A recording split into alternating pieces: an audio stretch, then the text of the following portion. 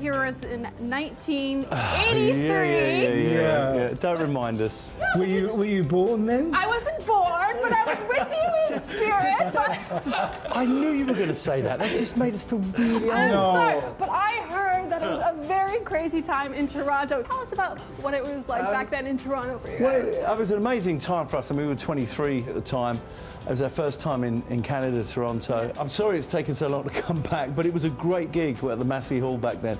But the crazy thing was the girls were so excited. There were literally row upon row of girls that had fainted that were being sort of brought back from the state they were in by the St John's ambulance people. And it was kind of crazy, but it was a great gig. It was fun. You know, it was all part of the fun. Yeah, it was all part of playing the part of being in a band, playing the part of being a rock star. I bought a ticket to the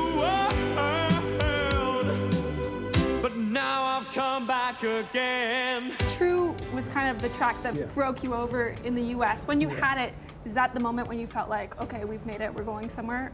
Or was there something before that? I think it was the moment we turned into a pop band. We turned into a pop band. That's when, I mean, before that, prior to that, we were a cult band, you know, and all of a sudden, young teenage girls and teenage boys were into Spandau. You know, we couldn't walk down the street a lot of the time without girls chasing us. It was like being in the Beatles or One Direction or something like that. I know this much is true. The thing is that True was a blessing in some ways and a curse in other ways, because for a lot of people, especially this side of the pond, you know, that was the first taste they'd ever had of Spandau Ballet. So here were these lovely boys with nice suits on, looking like they're going to marry the, you know, the people's daughters and stuff. What we were doing was kind of representing the things that were going on in the club.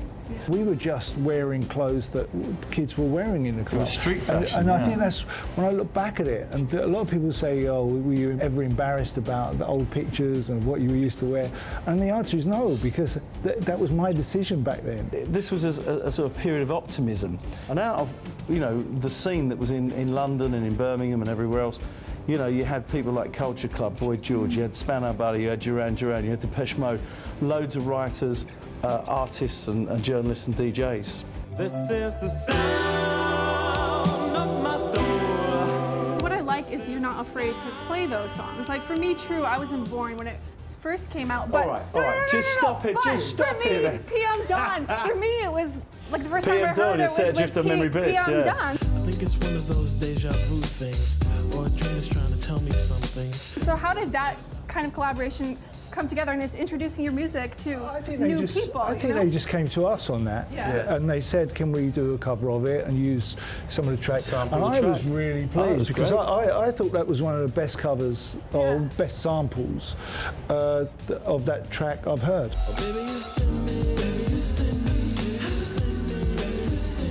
So I'm wondering if you would like to throw to the Duran Duran video for Retro 30. We're going to be playing All She Wants Is. Of course. These are our great friends. We love them. They're our pals. We go back an awful long way. This is I love Duran Duran, actually. This is Duran Duran and All She Wants Is.